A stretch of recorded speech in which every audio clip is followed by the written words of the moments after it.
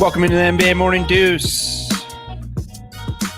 You know what? This is what they would call in the podcast biz, in most podcasts, they would call this an emergency deuce or an emergency podcast. But this is not an emergency deuce for us because this is what we do every day, 5 days a week. We get after it.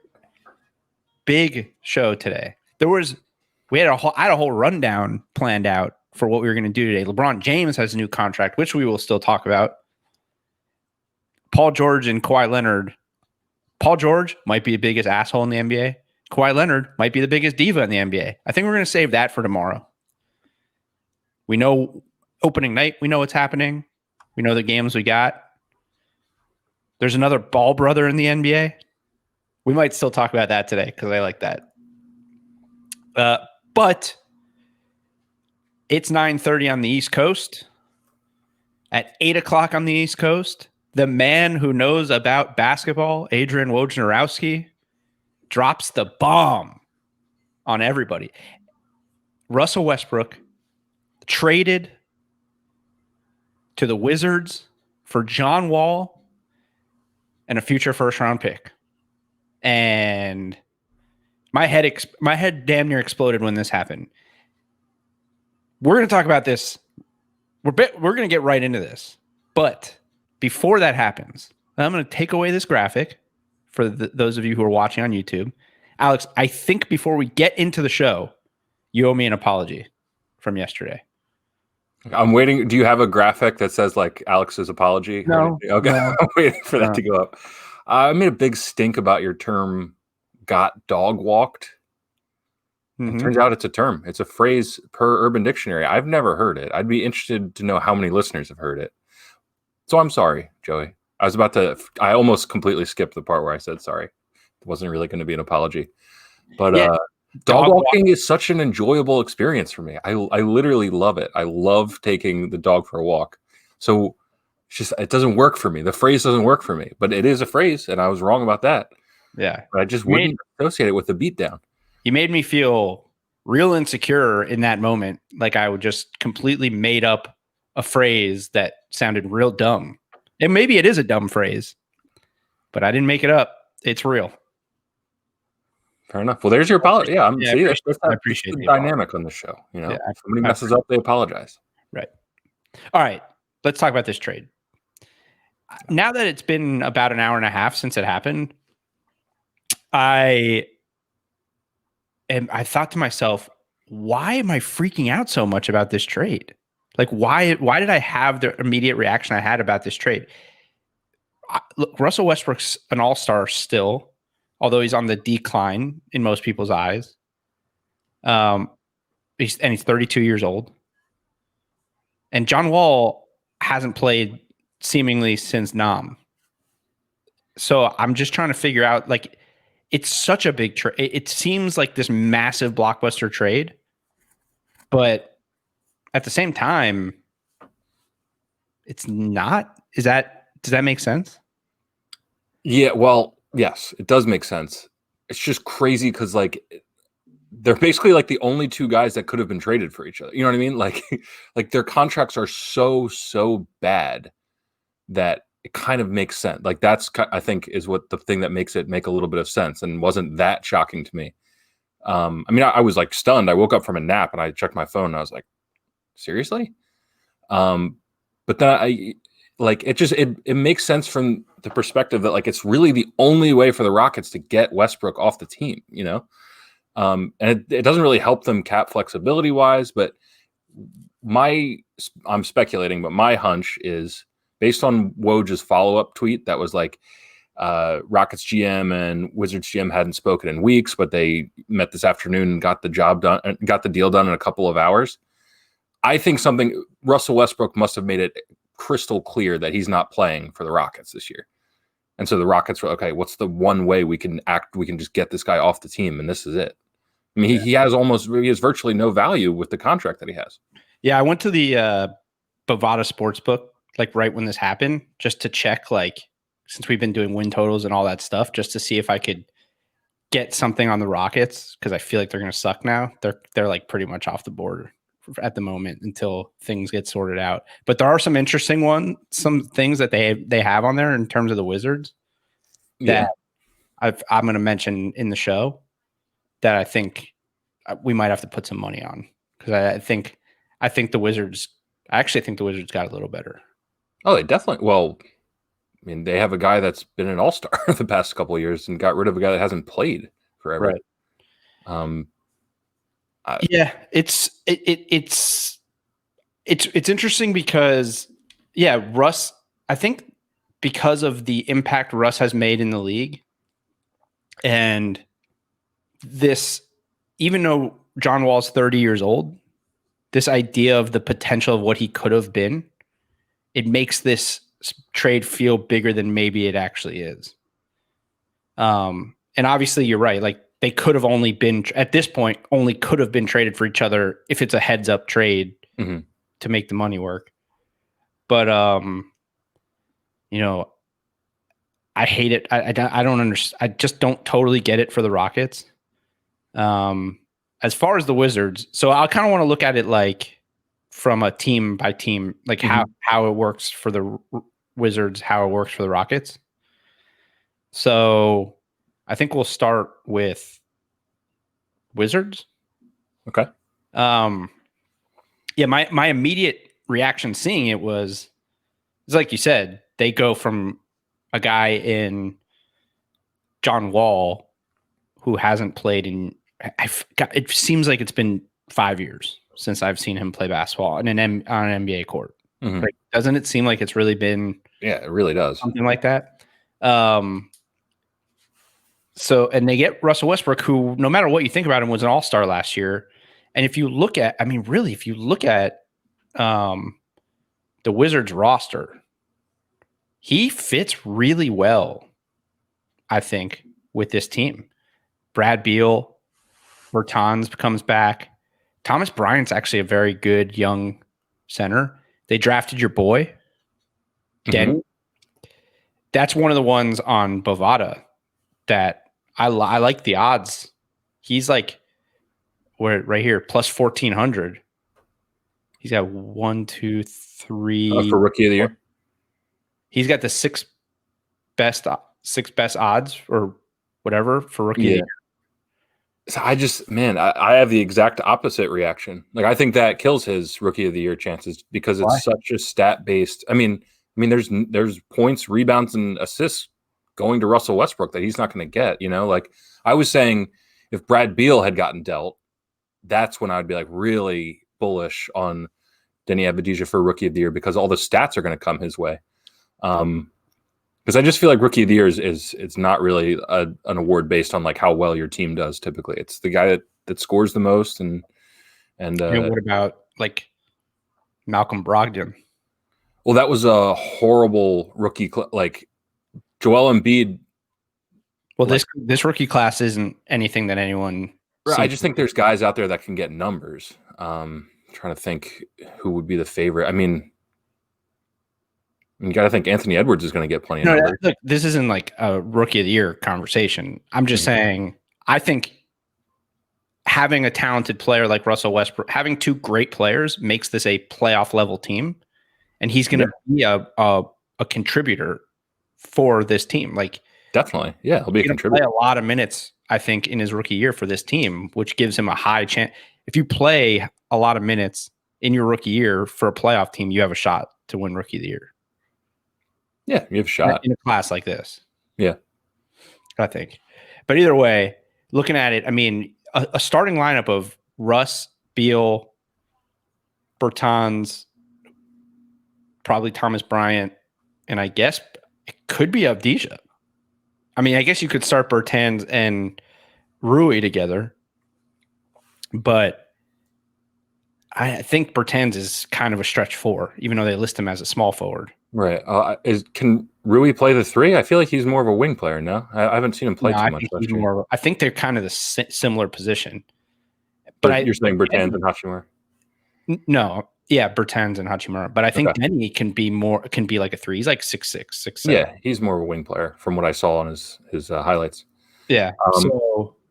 I think for the trade really sucks for teams in the East that that had their eyes on that 7 and 8 seed because it's just tougher now. Like this could be a playoff team now. It really could be. You know what else I don't think is really being taken into account, but it's an interesting reunion. Russell Westbrook and Scott Brooks. Oh yeah. By the way, on Bovada, Scott Brooks, worst odds for Coach of the Year, plus 5,000, tied with a few other guys.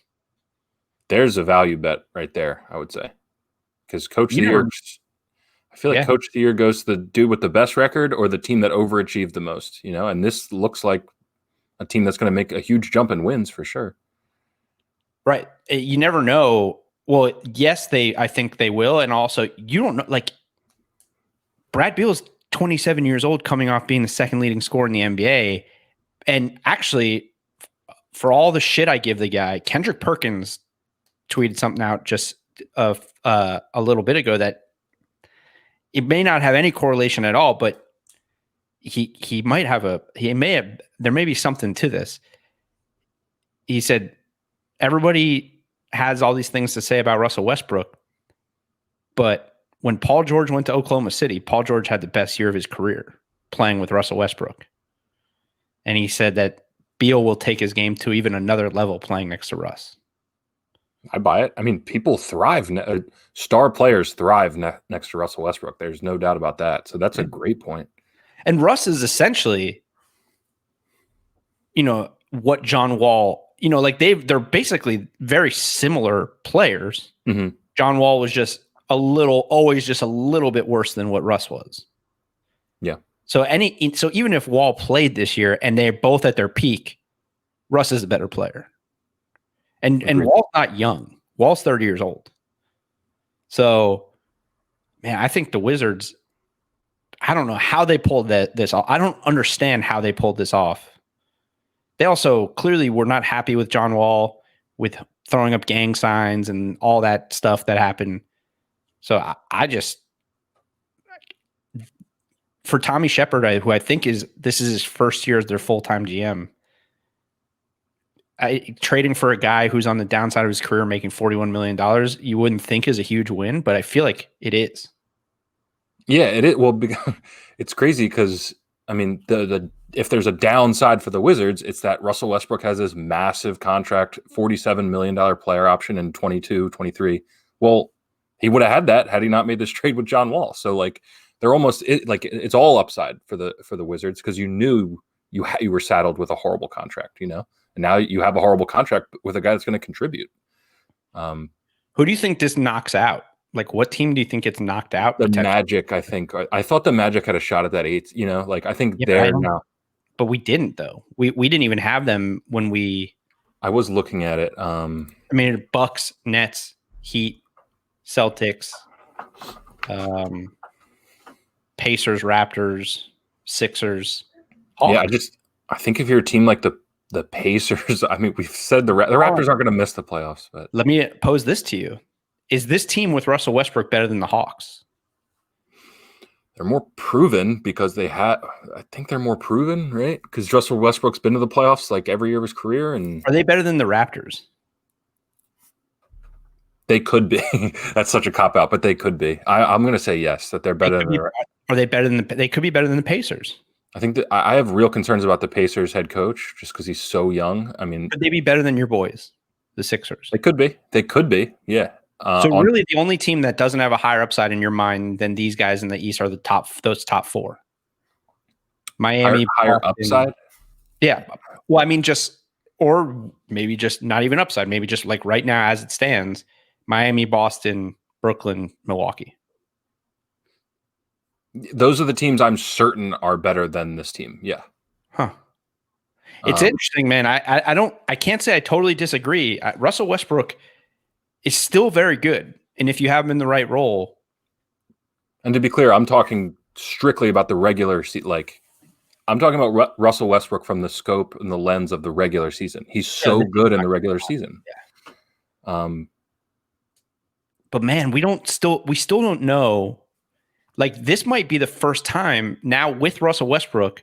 This might be the first chance we get to see Brad Beal on a good team.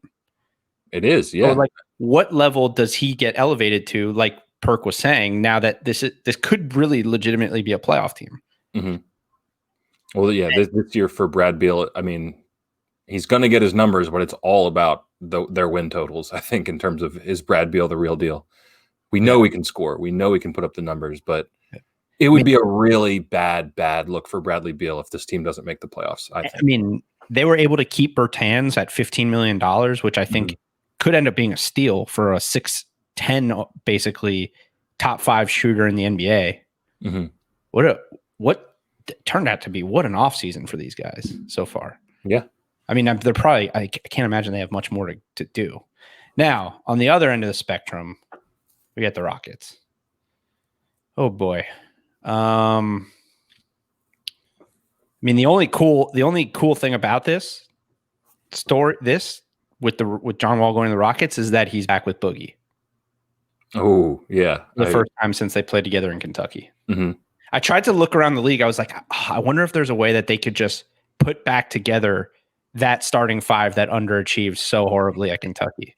Was that Michael Kidd-Gilchrist? No, he won a national championship with Anthony Davis. Oh, with AD, yeah. Okay. No, it was John Wall, Eric Bledsoe, Darius Miller, Patrick Patterson, and Boogie. Patrick Patterson re-signed with the Clippers. Obviously, Bledsoe is in New Orleans, and Darius Miller signed in OKC. But hey, crazy. If you throw like a 2027 second round pick at Sam Presti, you can get Darius Miller. You can get whatever you want for that price, dude. Yeah, you can get a ZJ.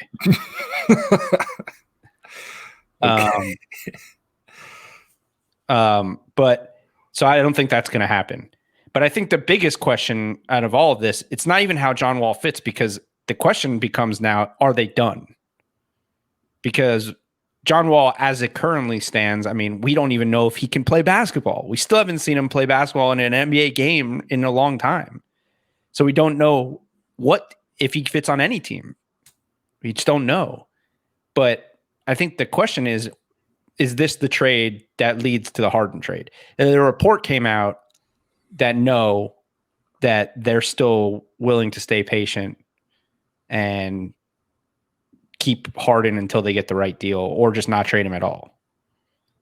But yeah. I can't imagine that that's the case. I feel like they got to be entertaining offers at least. Yeah. Well, they have to be entertaining offers. And yeah, they're trying to hold on to their, I mean, I'm totally with them in this. They need to get a great return for James Harden. They can't just trade him because he wants to be traded and settle for anything. Like, they have to be willing to go into the season with him unless they get the right price, you know? But yeah, I'm with you that I think the trade's coming. I think the trade happens before the season tips off. Yeah, from what I understand. No, I'm just kidding. I got it. Why, they only have 2 weeks now? If it's going to happen before the season starts? Yeah. If they go into next season with this roster, if John Wall's healthy, they got worse, right? Because John Wall's worse than Russell Westbrook. Like, John Wall doesn't fit better. John Wall doesn't fit next to James Harden any better than Russell Westbrook did. Yeah, no, I agree that they got worse. Well, I mean, they made Christian. They got Christian. They lost Covington. No, they got worse. They got worse for sure. Christian Wood proves to be something better than what I think he is. Right. I mean, I know you think he could be really good, and he is talented. But I got to see him do it on a decent team. A lot of guys get numbers on shitty teams in garbage games, and it doesn't really mean anything. Mm-hmm.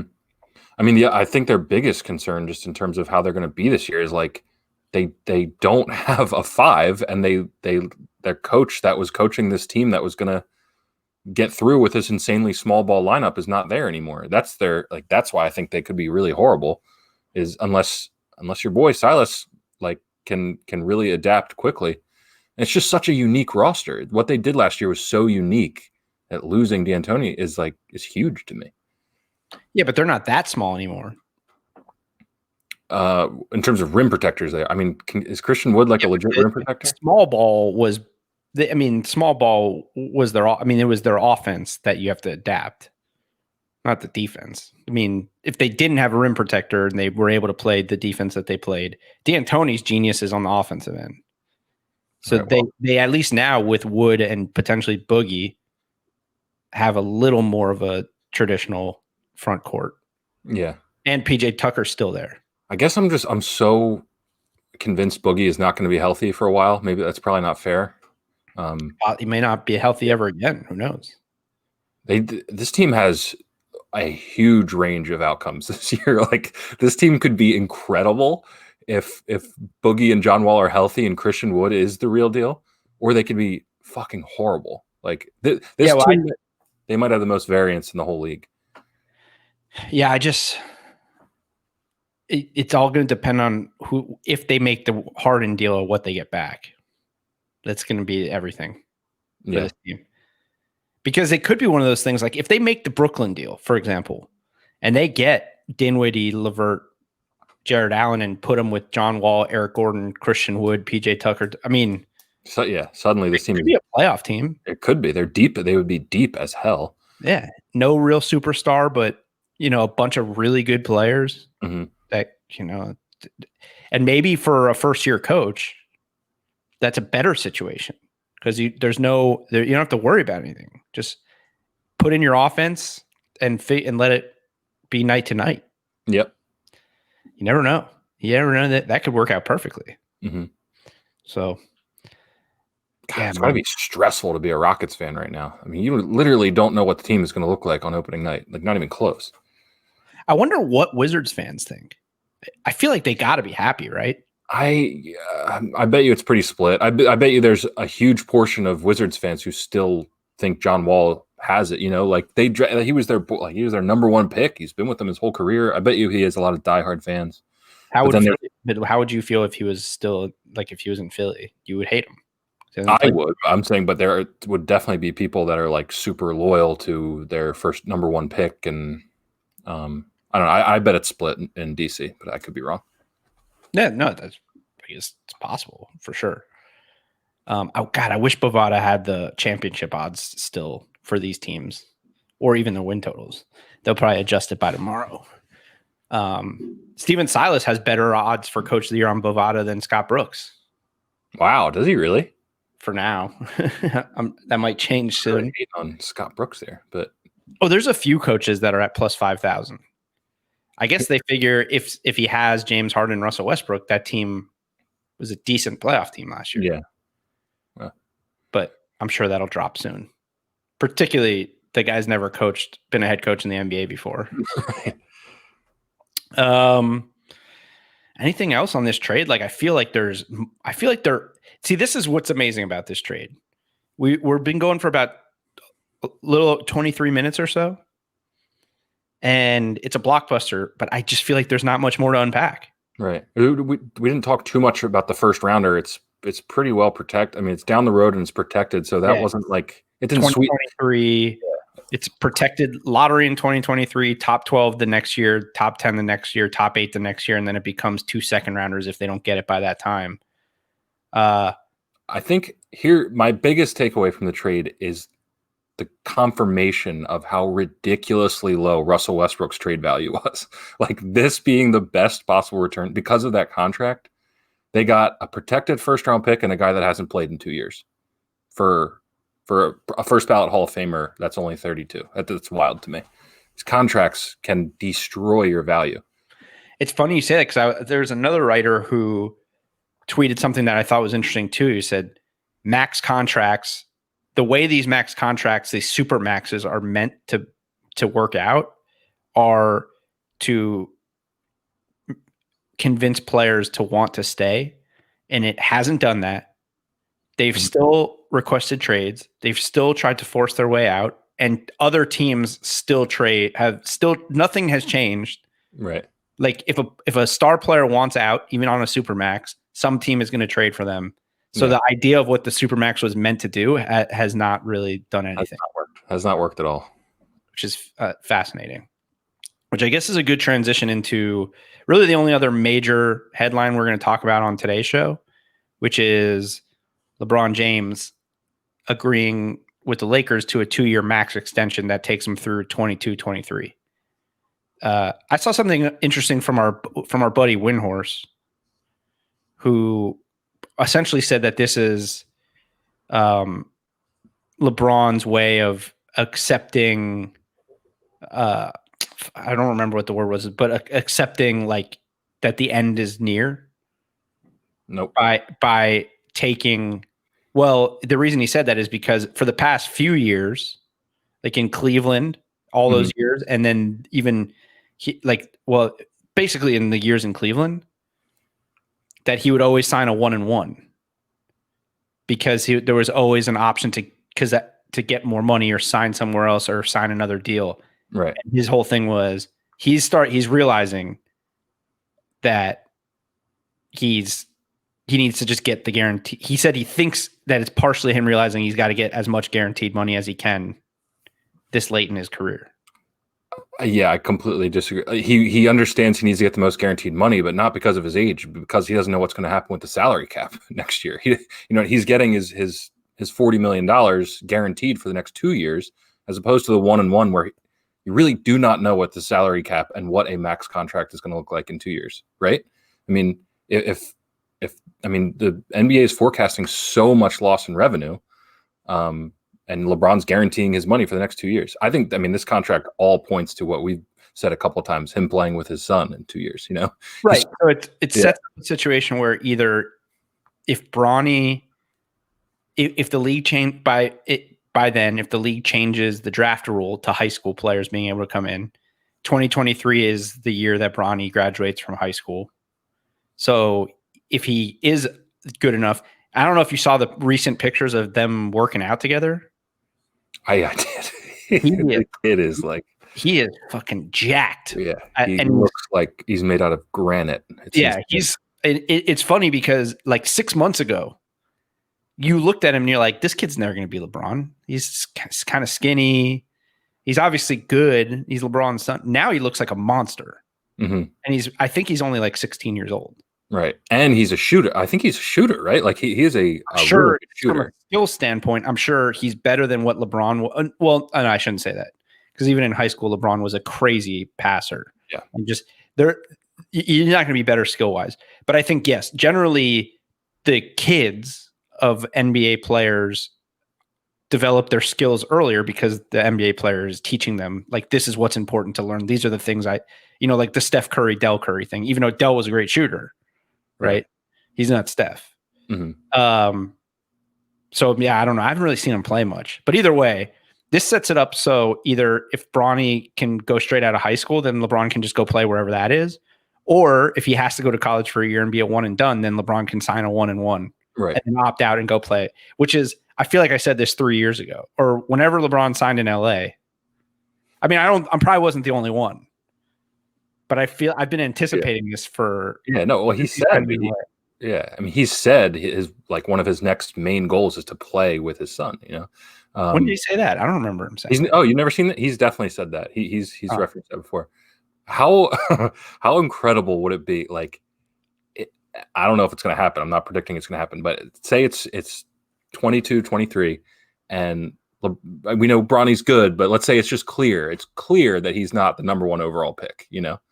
But someone takes him number 1 overall to get LeBron, to get age 40 LeBron, to be so goddamn good that a team takes your son first overall to get you to sign with them.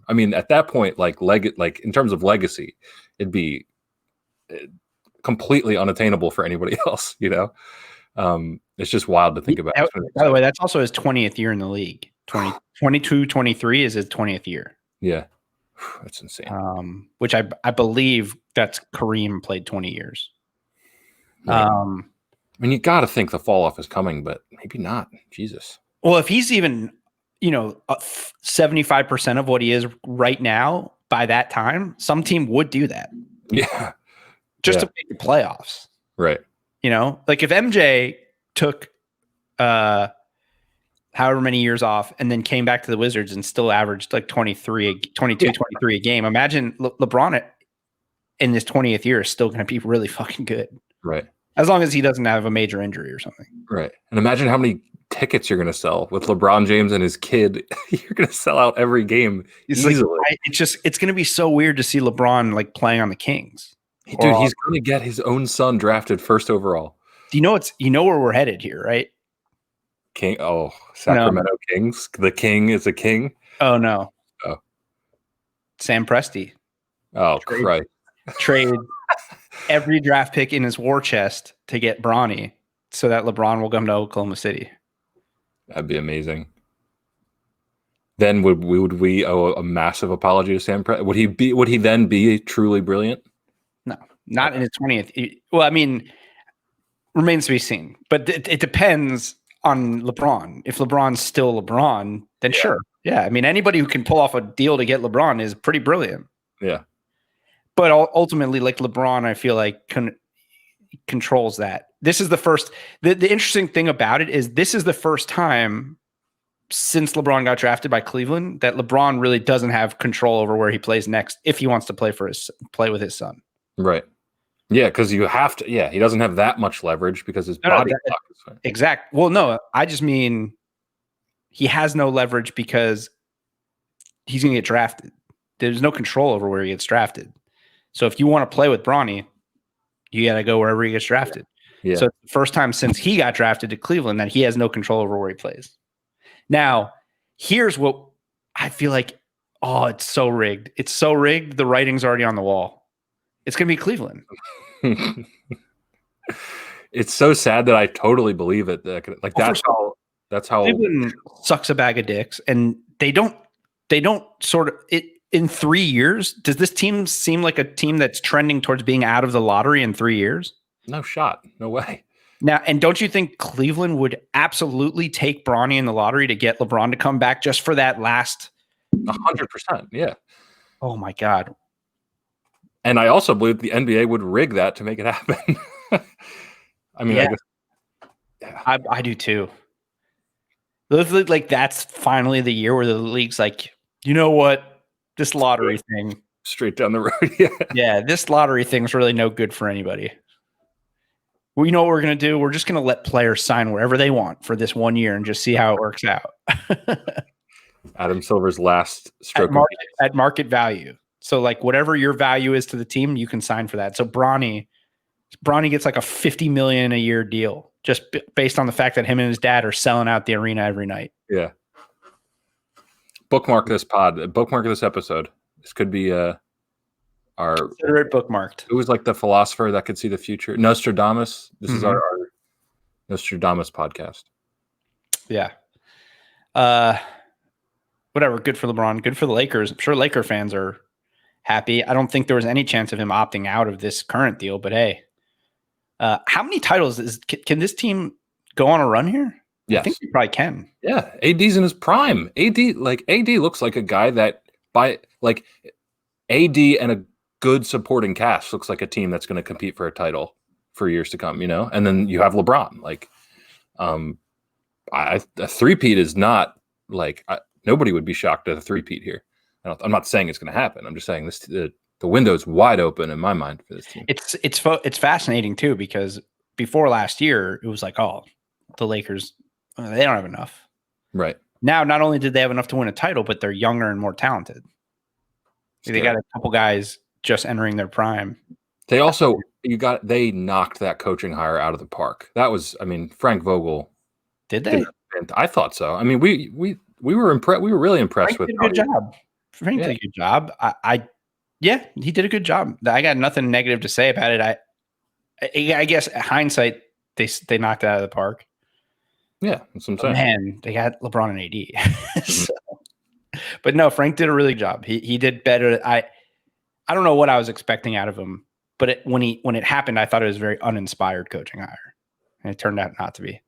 Fair. So, all right, last thing. Speaking of fathers and sons, and I guess the opposite of all of these, the opposite of the Wizards offseason, the opposite of the Lakers offseason, the worst offseason potentially in NBA history continues. LiAngelo Ball. That's right. You've probably heard of him. because he has two brothers who are good at basketball, LaMelo and Lonzo. LiAngelo Ball, the middle Ball brother, signs a one. Middle ball. He's the middle ball. Yeah, that's. Sorry, I cut you off. Tell the people what he did. So many Ball jokes. Signs a 1-year non-guaranteed deal with the Pistons. Great. So now, at least for the time being, all LeVar Ball, for all of his bullshit and for everything all the shit that he caught, stirred up, and all of it, all three of his sons are in the NBA, man. Good for him. Good for him. I remember actually, like, after the whole, like, LiAngelo Ball got arrested in China or something for shoplifting with like, I felt bad for the kid. Like, he just seemed like, I don't know. He seems like a decent kid. Honestly, I've heard him speak and stuff. So it's cool. He gets a shot. I mean, he's just not big enough for his style of play from what I've seen. He's just not very good. Yeah, he's not athletic enough. He's not big enough. Like, I think, didn't he play? He played a couple games in college, right? And he was supposed to be a shooter. Yeah, I think that's where he got arrested. It was UCLA. It was UCLA, yeah. And they were overseas. Yeah. In the games I saw him play when he was in college, like he wasn't a very good shooter. Mm-hmm. But I don't know what he's been doing all this time. Right. I literally don't know. Like, is he playing overseas? Was he just working out? I have no idea. Is he in the G League? Maybe. I honestly don't know. Oh, he definitely signed a G League deal. I don't know if he's been playing in the G League, but I remember there was some news he went to the G League. I mean, look, he's not going to be on this roster. I'd be shocked unless he got a whole lot better. It'd be right in line with what the Pistons are doing in terms of things that don't make any sense. What are the Pistons doing? Let's look. I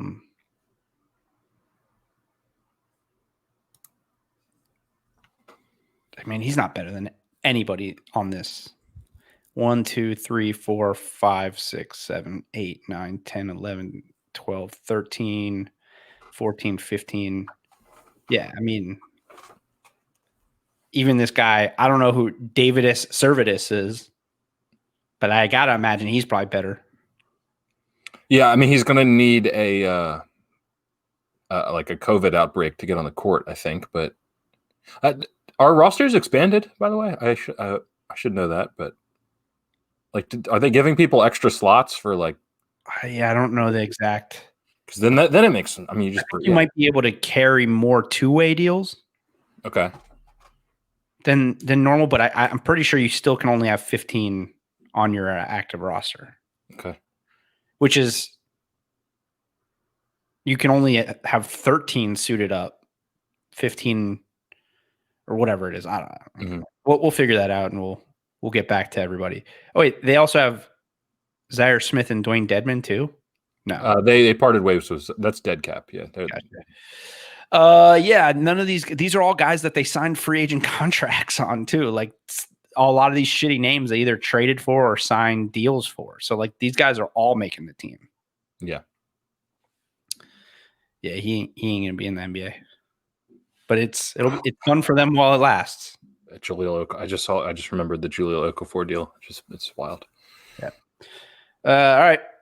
Well, I'm sure tomorrow we'll have a little more fallout from John Wall and Russell Westbrook. And I think tomorrow we have to get into the Clippers stuff, because it's just Paul George.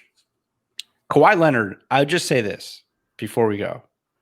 Reading the stuff that came out, it might be, maybe when I worked in Charlotte and even in Memphis, I never had a star big enough like Kawhi Leonard to know if this is stuff that actually happens. Some players have come out and been like, star players get treated this way all the time. But reading this stuff, I've never heard of some of the stuff that happened, like letting Kawhi Leonard and Paul George control the team's practice schedule and letting them cancel practices whenever they wanted, and letting Kawhi Leonard live in San Diego, causing him to be late to team shit all the time. Like, I've never heard of anything like that. But again, I was in Charlotte. The closest thing I ever had to a star like that was in Memphis for 3 months when we had Allen Iverson. But that was the end of his career, and we ended up cutting him. So not quite the same thing. So I know we're not going to get super into it, but my big takeaway, of course, is the Sixers' number one thing was to bring in a guy that was going to hold our young stars accountable. And then we go out and get Doc Rivers, who's letting his star players run the practice. Well, I got to wonder how much of that. Got to wonder how much of that's Doc and how much of that is Ballmer and Lawrence Frank in the front office. Because Doc gave up all of his. I mean, obviously Doc and Lawrence Frank are tight, and I'm sure they talk to each other and discuss this stuff.